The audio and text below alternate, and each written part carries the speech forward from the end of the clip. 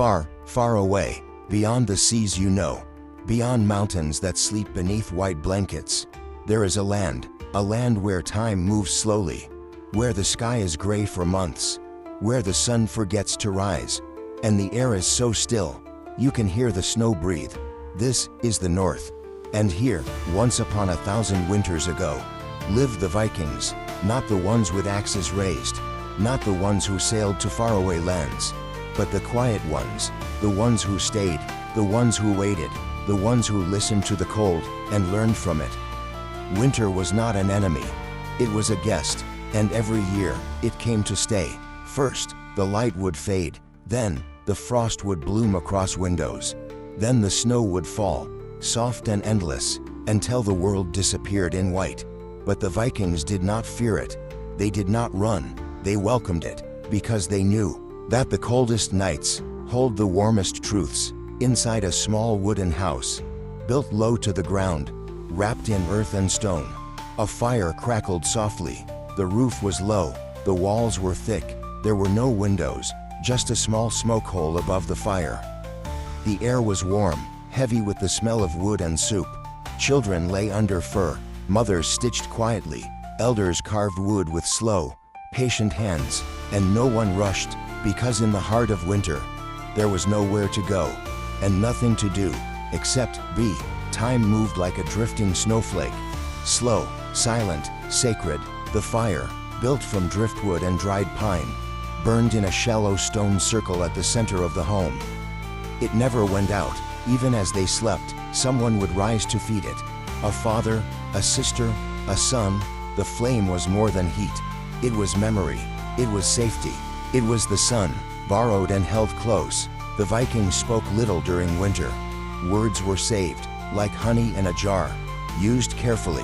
Instead, they listened to the fire, to the breath of those sleeping, to the soft howl of wind outside, to the creak of the roof beams, to the snow pressing against the world. And in that quiet, something beautiful happened. They heard each other without speaking. Children would look into the fire, imagining worlds inside the flames. They'd see dragons, and glowing gods, and suns hidden beneath the snow. Their eyes would grow heavy, not from boredom, but from peace. Their bodies would relax, because they felt safe, wrapped in fur, wrapped in silence, wrapped in stories. Sometimes, the elder would speak, not often, just when the room was ready, when all was still, when even the fire seemed to be listening. He'd speak of long nights, older than memory, of a time when people lived inside the earth, and only came out when the sun returned.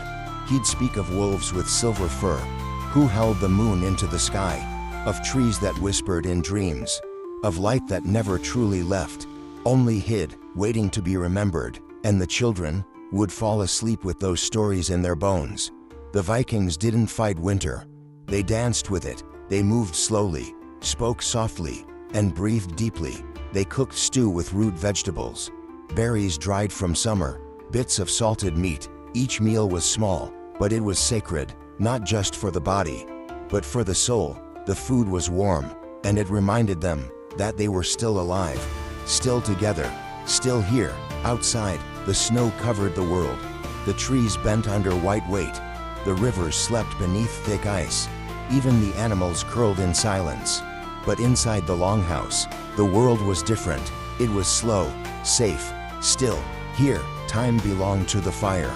And the fire moved in circles, never ending, never hurried. At night, when the stars could not be seen, when the wind pulled at the doors, and the cold crept beneath the wood, the Vikings closed their eyes and dreamed, not of riches, not of war, but of warmth, of sunlight on their faces, of green grass underfoot, of the quiet smile of someone they love, still beside them in the dark. Because the Vikings knew something we forget. That rest is not weakness. That silence is not emptiness. That stillness is survival. And so they slept, not because the day was over, but because the night had just begun. And in their dreams, the snow would stop, the sun would rise, and the world would begin again. Deep within the snow-covered fields, where no footprints remain, there stood a longhouse. Its roof was curved like the back of a whale. Its walls were heavy with time, Its door was made of thick pine, worn smooth by hands long gone. This house did not fight the cold. It welcomed it. It let the snow pile up along its sides, like a blanket drawn tight.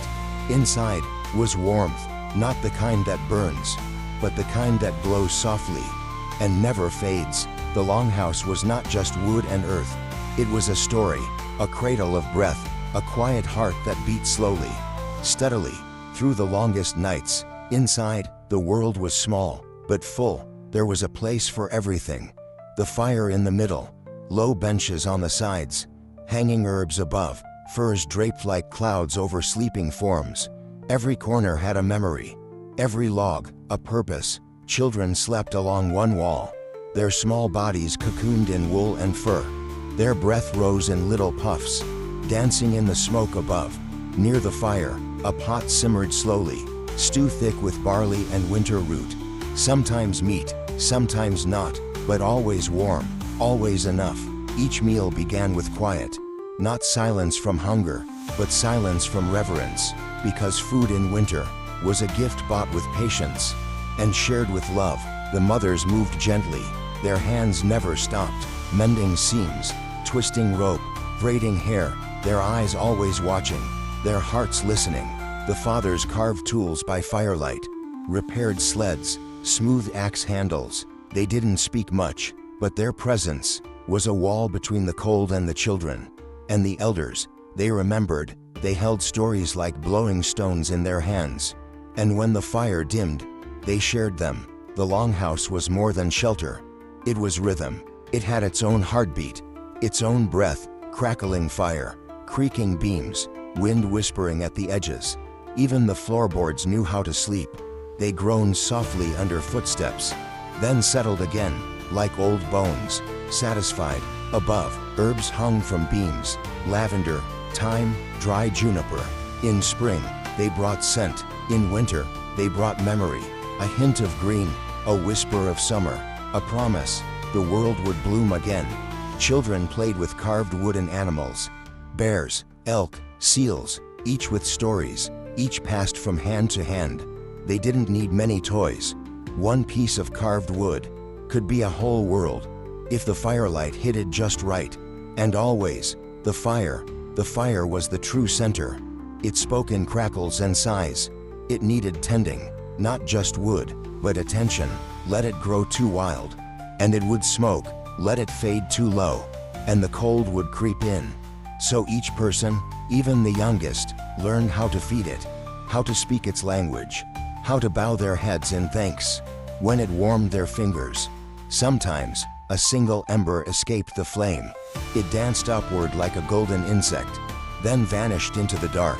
And for a moment, the whole house would pause, watching it go, not because they feared it, but because it reminded them, even the smallest light can rise. When night came fully, they didn't turn on lamps. They didn't chase away the dark. They let it in, because winter night was not an enemy.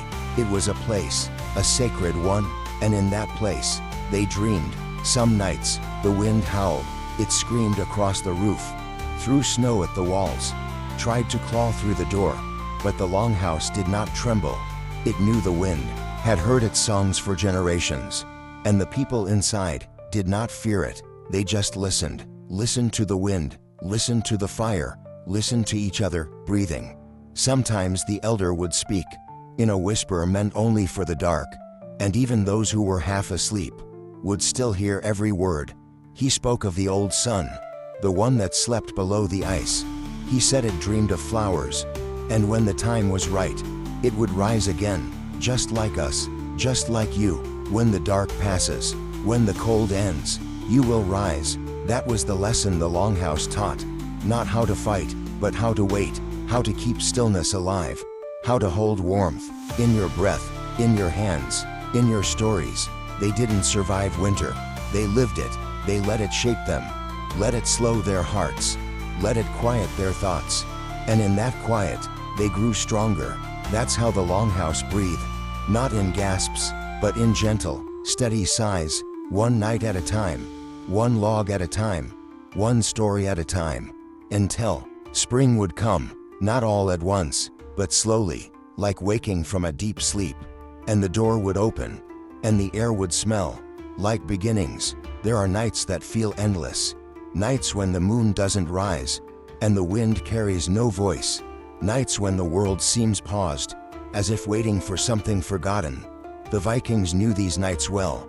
They did not fear them. They welcomed them like old friends, because in the longest dark, you can hear what the light hides. In the deepest of winter, the line between dream and waking becomes soft, like snow beneath your feet. You're never quite sure where you are. And so, the Vikings embraced the in-between. They believed that winter was a kind of magic, not the firework kind, but a quiet magic, a hidden one, a magic that worked through waiting, through rest, through dreams. On the longest nights, the fire burned lower, not for lack of wood, but to let the shadows breathe. In the shadows, stories came alive. The elder would speak again, sometimes not in words, but in rhythms, in chants that echoed older than language. His voice a low hum, like wind beneath ice. He'd speak of the stars that sleep beneath the snow, of spirits that walk only in stillness, of dreams passed down through breath, from elder to child, from silence to song. And the children, half asleep in the warm dark, would listen, eyes closed, imagining what could not be seen. A horse made of frost, a wolf made of wind, a tree that grows upside down beneath the world, its roots reaching for the sky. These weren't fairy tales, they were truths, not truths you could touch, but truths you could feel, like the way you know when someone is near, even with your eyes closed. That's how winter spoke, not through proof, but through presence. Some nights, no one spoke, they simply sat, wrapped in fur, hands wrapped around warm mugs. They drank broth slowly, letting the warmth spread through their chest like a sunrise. Outside, the snow fell sideways, the wind curled like a serpent. But inside, everything moved slowly, even thoughts, even time. When the children slept, their dreams were not like summer dreams. No running, no noise, just floating, like leaves beneath ice. They dreamed of being snowflakes, of falling softly, of landing gently, of being part of something wide and quiet. The elders said that in winter, the dead speak the clearest, not with fear, but with love, whispers from the past, not to haunt, but to hold. Sometimes, a dream would come, not of what was, but of what would be. A new fire, a new child, a new morning. Even in the longest night, the future still flickered. The Vikings didn't sleep to escape the cold. They slept to become part of it, to enter the rhythm of the season, to slow their hearts until they beat in time with the earth. They believed the body needed winter. That rest was not lazy, but wise. That silence was not empty, but full of healing, full of meaning, full of things too quiet for summer to understand. Even the animals understood. The bears curled deep in their caves. The foxes dug into snow. The birds flew far and returned only when the world was ready. And the Vikings, though not beasts, moved with the same wisdom. They rested, they waited, they watched the dark, until it taught them how to see. Sometimes a baby would cry, soft and sudden, and a mother, without a word, would lift the child, press them to her chest, rock them not with songs, but with breath, in and out, like the sea, like sleep, like the world remembering itself. And the baby would calm, because even the youngest knew they were safe, not from the cold, but in the cold, because they were together. Togetherness was the truest fire. It needed no flame, no wood, only presence, hands near hands, hearts near hearts, breath warming the air between them. No one was ever left to sleep alone. Even if they had no family, they had the house, they had the others, they had the silence, and the silence was enough.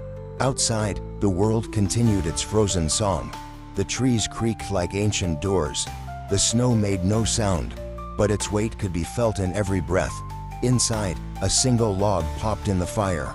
Its echo filled the room, and for a moment, everyone knew what it meant. The night was still here, but so were they. Still alive, still warm, still dreaming. This is how they endured, not by conquering the cold, but by understanding it, not by filling the silence, but by honoring it. Every breath, Every heartbeat, every dream, was a step through the dark, and they took those steps. Together. Winter does not last forever. Even the longest night ends. But when it ends, it doesn't shout, it doesn't burst open, it whispers, and the Vikings knew how to listen. One morning, after 1,000 nights, a faint glow appeared on the horizon. Not fire, not dream, but light, real light, soft and gold, like honey spilled across the snow. And someone noticed. They didn't shout, they didn't call others, they simply looked and breathed, because the light had returned. It didn't melt the snow, not yet, but it kissed the tops of trees. It danced across the frozen lake. It warmed the smoke rising from the longhouse, and it touched the faces of those who looked up. The children blinked, the mothers smiled, the fathers nodded, the elders closed their eyes, as if remembering a name they hadn't spoken in months. Inside the longhouse, nothing changed, but everything felt different. The fire still burned, the stew still simmered, but the air had shifted. A new scent, a new sound, hope. The Vikings did not run into the sun. They let it come slowly, one beam at a time, one shadow shorter each day. They opened the door a little wider, let the air inside, not because it was warm, but because it was new. It smelled of river ice, of pine bark, of something waking far underground. They stepped outside, for the first time in a long time. The snow crunched beneath their boots. It didn't frighten them. They knew the snow had slept beside it, had whispered through it, had survived it. And now, it sparkled. Children ran again, not far, just a few steps. They didn't need distance, only movement, only sunlight on their cheeks. A girl knelt and touched the ground. Beneath the snow, she felt something, not warmth, but softness. The soil was still sleeping, but it was dreaming of roots, of flowers, of things to come. Back in the longhouse, the walls still held the quiet, but it was a different kind of quiet. Not waiting, not hiding, rested, the kind of quiet that comes after the storm, after the night, when all that's left is breathing. The elders said nothing, but their eyes shone. They had seen many winters, and each time, the sun had returned. It never forgot, and neither did they. The longhouse began to change. Furs were brushed and folded. Tools were repaired more quickly. Baskets were emptied and cleaned. Herbs were counted. Seeds were whispered over, not because it was spring, but because it was almost. That was enough. Almost was enough to begin again. Even at night, the darkness felt lighter. The fire danced a little higher. The people slept more deeply, because they knew the worst had passed, and they had passed with it. Some say the Vikings were hardened, cold-hearted, stone-faced, but the truth is, they were soft in the right ways. They knew how to bend with the storm, how to sleep through fear, how to wrap their arms around silence, and call it home. That is strength, not armor, not anger, but patience, stillness, breath, togetherness. The sun rose a little earlier each day, and no one needed to mark it. They simply lived. They stirred the soup, they swept the floor, they sang while stitching. Quiet songs, old songs, songs made of wind and memory. They had no calendars, no clocks, only rhythm, and that rhythm said, it's time, time to rise, time to move, time to live again. But slowly, softly, gently, the youngest child in the longhouse crawled toward the light, fell asleep in its warmth. And the elder smiled, not because the child had reached the sun, but because the sun had reached them. And now, you too, little listener, you have walked through winter. You have rested through the longest night. You have heard the fire, felt the silence, and breathed the breath of the north. You don't need to rise yet. The sun will wait for you. It always does. Close your eyes, let your breath stay slow. Let your heartbeat stay soft. You are safe, you are warm, you are held, just like they were, just like the Vikings who waited, who watched, who whispered, and survived. So sleep now, not to escape, but to join the rhythm of fire, of frost, of story, and of light. Good night, little Viking. Sleep warm, sleep deep, sleep long.